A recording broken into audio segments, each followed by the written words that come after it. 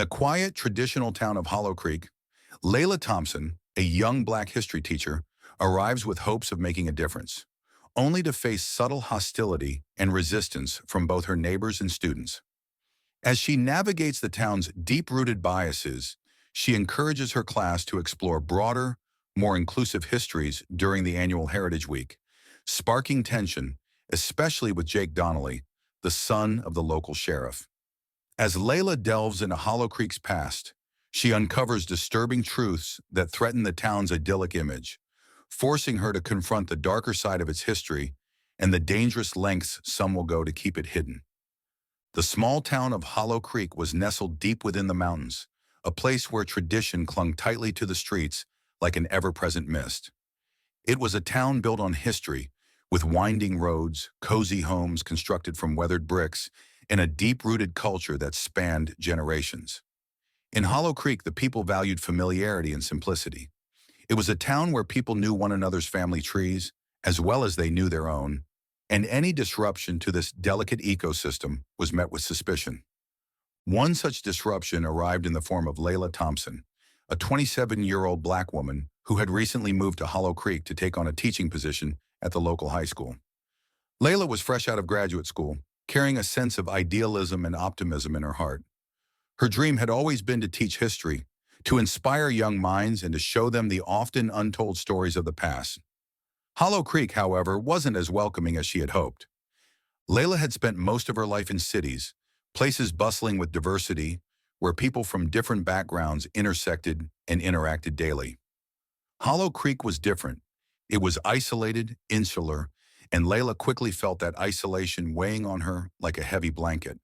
She was, after all, one of the few Black residents in a town that had remained largely homogeneous for generations.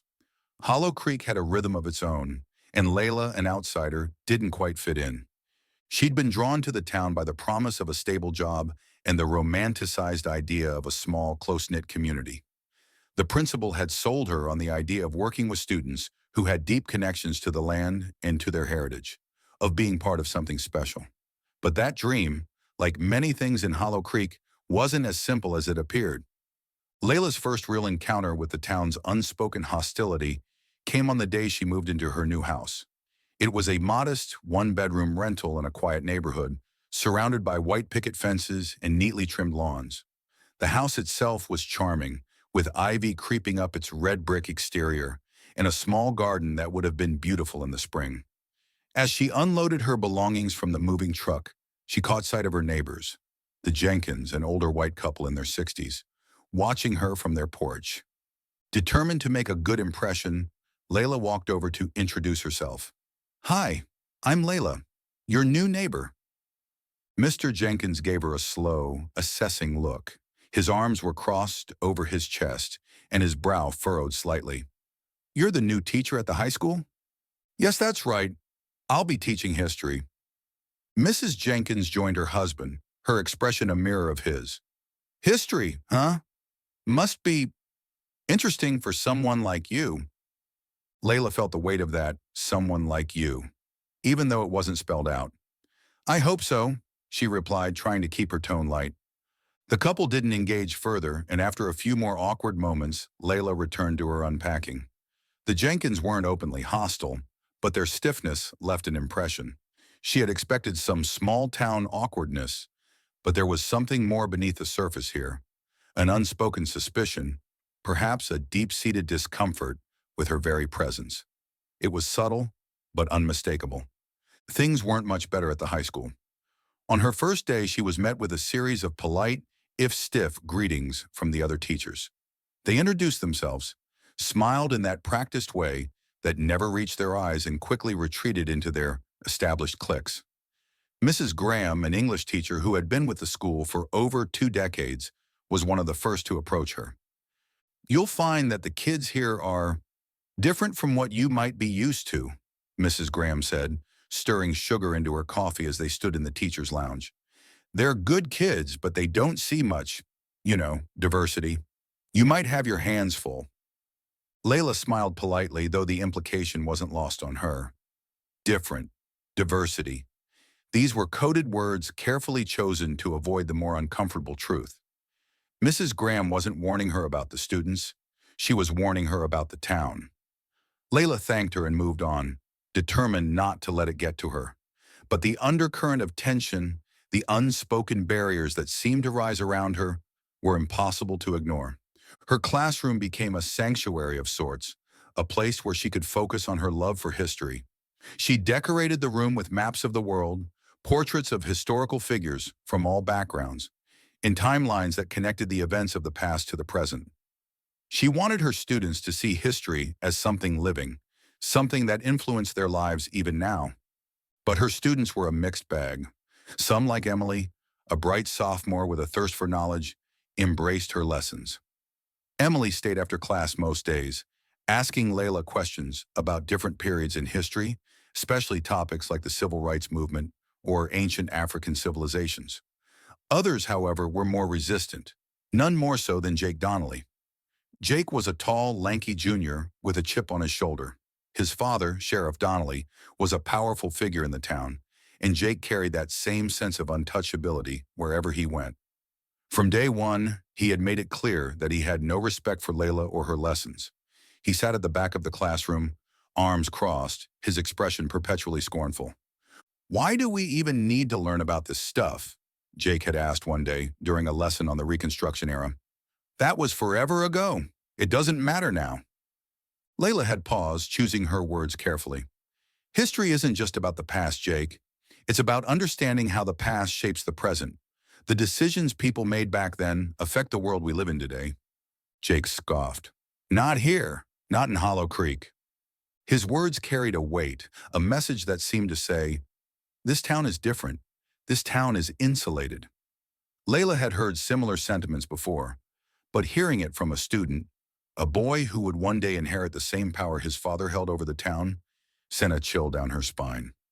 Despite the early difficulties, Layla wasn't deterred. She loved history, and she believed in its power to change perspectives.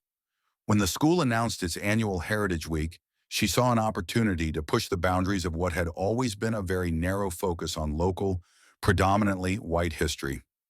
Heritage Week, as it was traditionally done, was a celebration of family histories, with students encouraged to dig into their roots and present projects about their ancestors.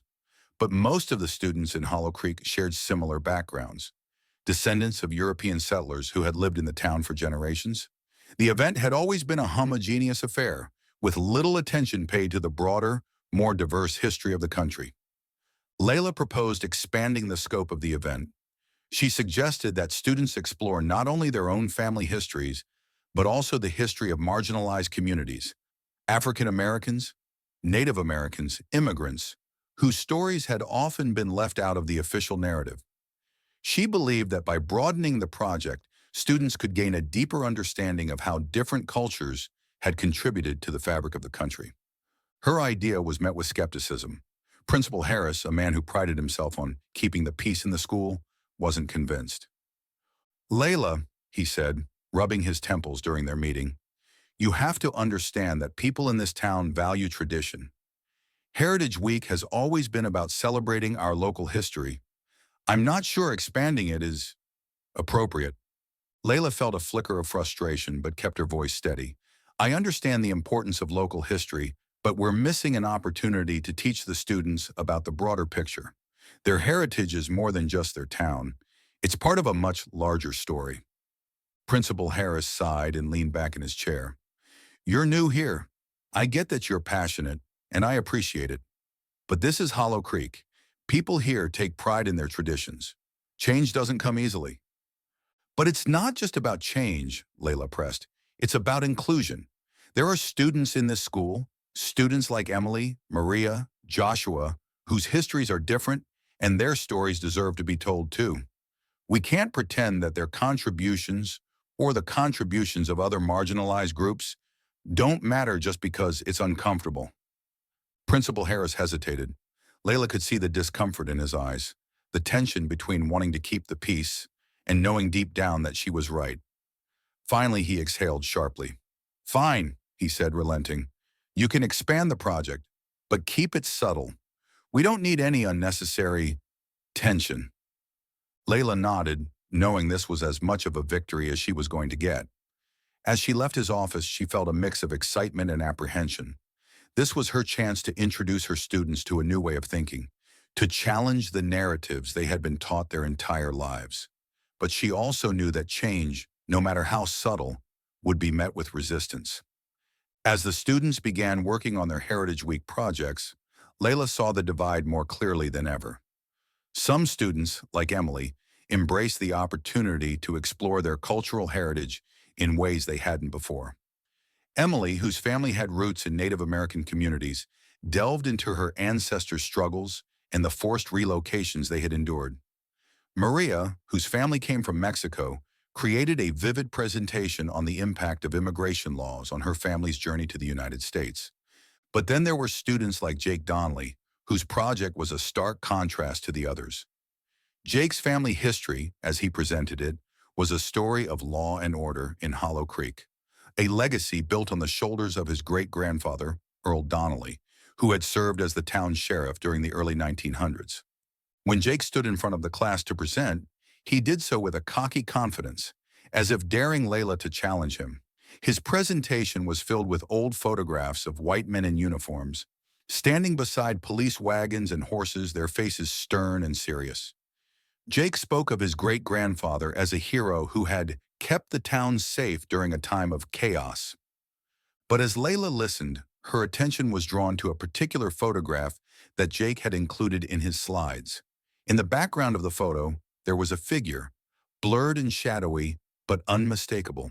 A black man, shackled and standing apart from the group of white men, his posture hunched, his face turned downward. Layla's breath caught in her throat. She had seen photographs like this before, images of racial violence and systemic oppression that had been whitewashed in history books.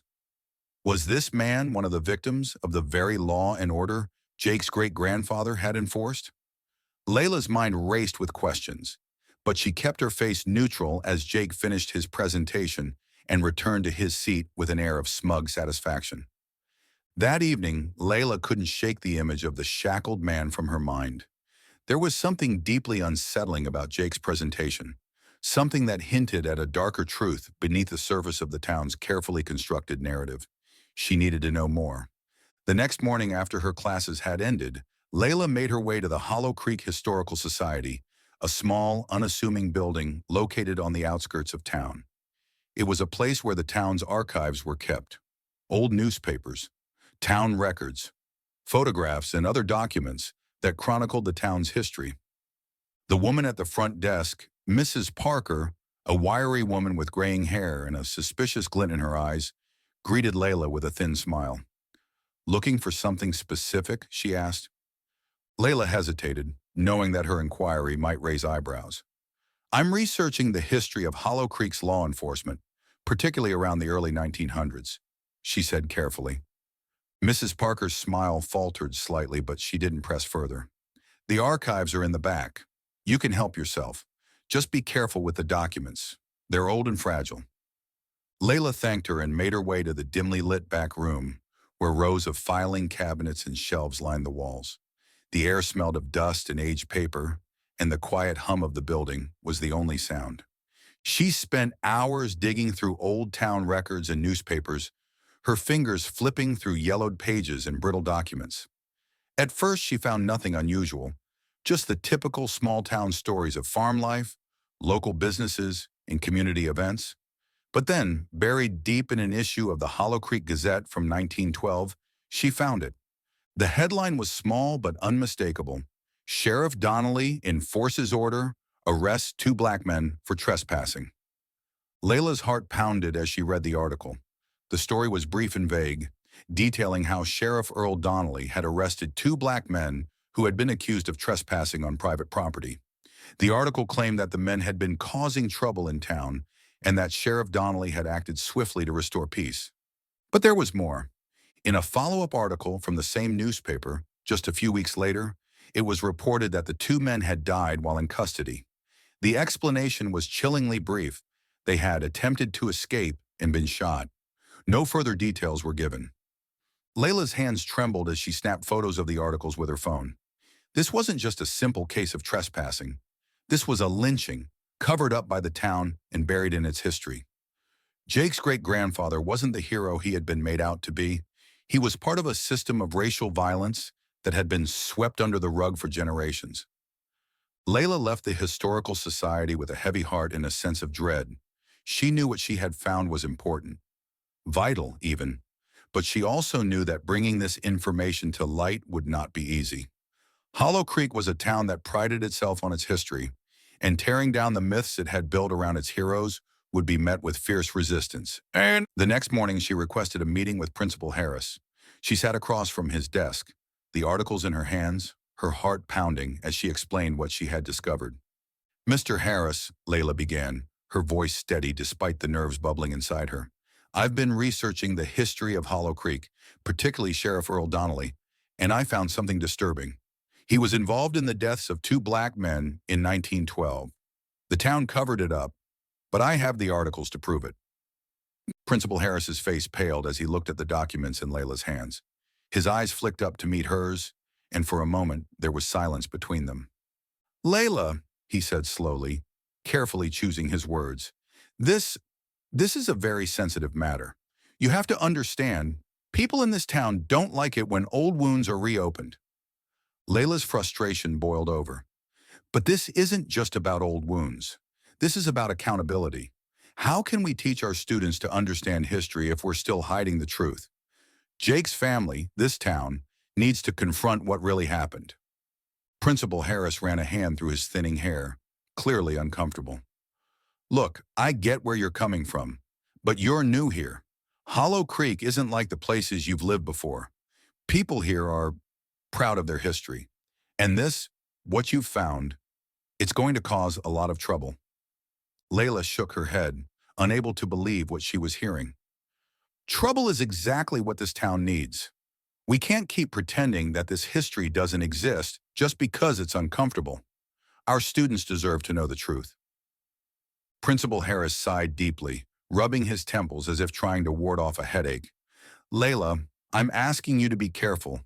Please, for your own sake." Layla left the office, her mind racing with frustration and determination. She knew Principal Harris wasn't going to help her. If anything, he was trying to protect the town from the fallout that would come if the truth were exposed. But Layla couldn't let it go. The weight of what she had uncovered was too heavy to ignore. That evening, as she sat at home, her phone buzzed with a call from an unknown number. Layla hesitated before answering. "Ms. Thompson?" a voice whispered on the other end. "Yes, this is Layla. Who is this?" There was a long pause, and then the voice spoke again, low and threatening. "You need to stop digging." Layla's blood ran cold. "Excuse me? You're new here," the voice continued, its tone thick with menace. "You don't know how things work in Hollow Creek. It's best you leave the past alone. Otherwise, people might start to get angry." The line went dead. Layla sat there, her heart pounding, her hands trembling as she lowered the phone. Someone in the town knew what she had found, and they wanted her to stop, badly enough to threaten her. The message was clear. If she kept digging, there would be consequences. But Layla wasn't going to be silenced. The next few days were a blur of anxiety and tension. Everywhere Layla went, she felt eyes on her, the weight of the town's gaze pressing down on her like a physical force. The once polite smiles from the townspeople had disappeared, replaced with cold, watchful stares. People whispered behind her back, their words hushed but unmistakable.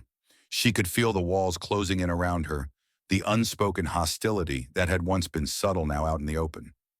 One morning, as Layla stepped out of her house to drive to work, she stopped short.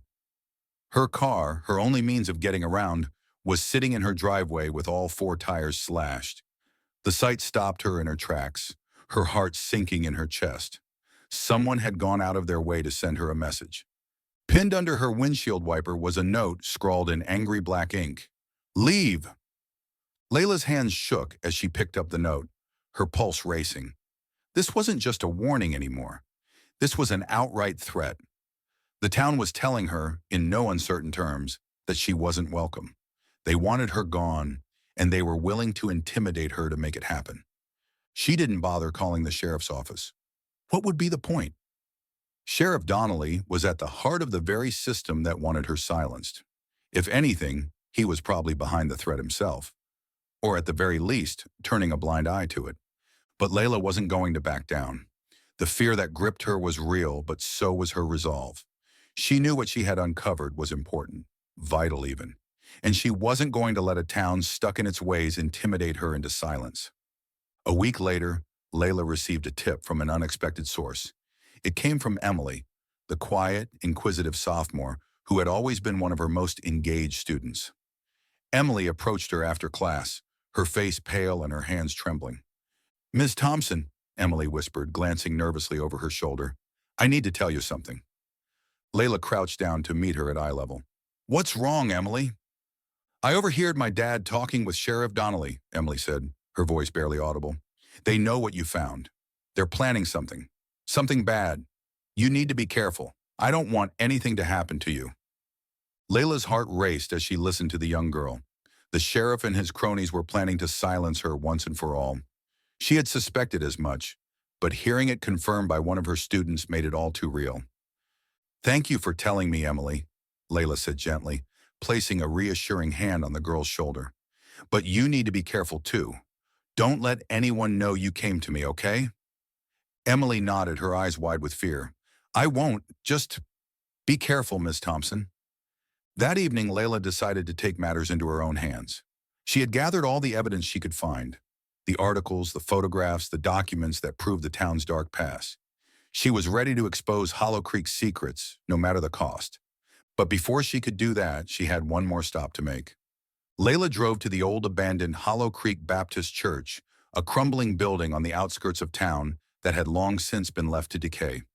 It was a place of whispers and rumors, a meeting spot for the town's most powerful men, the ones who didn't want their secrets exposed. As she approached the church, she saw a faint light flickering through the broken windows. Her heart pounded as she parked her car at a distance and crept toward the building, her footsteps silent on the dirt path. Through a cracked window, she saw a group of men gathered inside, their faces illuminated by the dim candlelight. At the center of the group stood Sheriff Donnelly, his face twisted with anger as he spoke. "We've kept this quiet for years," the sheriff growled. "We can't let that woman ruin everything we've built. She needs to be dealt with, just like the others." Layla's breath caught in her throat. They were talking about her. They were planning to silence her, just like they had silenced anyone else who had tried to challenge the town's narrative. But then something unexpected happened. Jake, who had been standing at the back of the group, stepped forward, his expression conflicted. "Maybe we should just let her go," he said quietly. "She's already leaving, right? There's no point in making this worse." Sheriff Donnelly's eyes blazed with fury as he turned to his son. "You don't get it, boy. If she leaves, she'll tell the world what she found. Our family's name, this town's name, it'll be ruined. We can't let that happen." Jake looked down, his hands trembling at his sides. "But what if she's right? What if everything we've been told is a lie?" The sheriff's face twisted with rage. "You shut your mouth, boy. You don't know what you're talking about." For a moment, the tension in the room was suffocating. The other men shifted uncomfortably, unsure of what to do. But then, Layla made her decision. She stepped out of the shadows and into the light. "I think it's time everyone knew the truth," she said, her voice steady despite the fear coursing through her veins. The men froze, their eyes wide with shock. Sheriff Donnelly's face turned a deep shade of red, his fists clenched at his sides. "You don't know what you're getting yourself into," he growled. Layla met his gaze, unwavering. "I know exactly what I'm getting into, and so will everyone else." For a moment, it seemed as if the sheriff might lash out. But then Jake stepped forward again, his voice soft but firm. "Let her go, Dad. It's over." The sheriff's eyes blazed with fury, but he didn't move. The other men shifted uneasily, caught between their loyalty to the sheriff and the realization that their secrets were no longer safe. Layla didn't wait for them to change their minds. She turned and walked out of the church, her heart racing as she climbed into her car and drove away. In the weeks that followed, Hollow Creek was thrust into the national spotlight. The documents Layla had uncovered were published, and the town's dark history of racial violence and systemic cover-ups was laid bare for all to see. Protests erupted, both within the town and from outsiders demanding justice. The sheriff's department was placed under investigation, and Sheriff Donnelly faced intense scrutiny. His legacy, and his family's, was in tatters. Jake, too, faced a difficult reckoning. He publicly distanced himself from his father, speaking out against the racism that had been passed down through generations. It wasn't easy. Many in the town saw him as a traitor, and his relationship with his family was forever fractured. But Jake knew it was the right thing to do. As for Layla, she left Hollow Creek and moved to a new town, a new school where she could continue teaching history with the same passion and determination. The experience had changed her, but it hadn't broken her. If anything, it had strengthened her resolve to keep fighting for the truth, no matter the cost. Hollow Creek, like so many towns with dark histories, was forced to confront its past. The road to healing would be long and painful, but at least now the silence had been broken. And in the end, that was enough. Thank you for watching. If this story resonated with you, don't forget to give it a thumbs up and share your thoughts in the comments below. For more gripping stories that challenge perspectives and make you think, hit that subscribe button and turn on notifications so you never miss a video. Your support helps us keep creating meaningful content, and we appreciate every single one of you for being part of this journey. Thanks again, and see you in the next one.